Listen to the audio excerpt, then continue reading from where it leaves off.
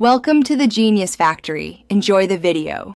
You start by confirming the exact package name, version, and registry.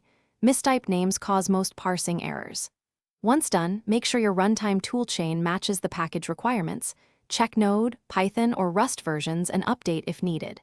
Next, reproduce the error and save the full command, terminal output, and stack trace. These artifacts guide diagnosis.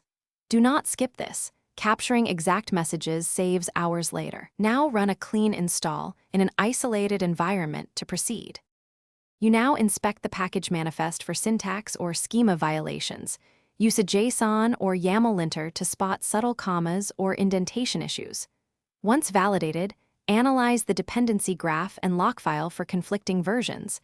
Mismatches can break parsing at install time.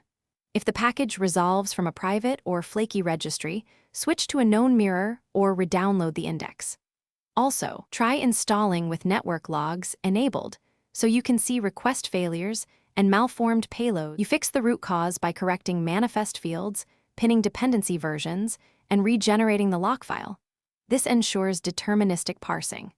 Once changes are made, clear the package manager cache and reinstall in a clean environment to confirm the fix. If problems persist, vendor the package locally or create an isolated tarball so parsing bypasses remote issues. Finally, file a concise issue with steps to reproduce and attached logs. Maintainers can then reproduce and patch quickly. This saves you future regressions.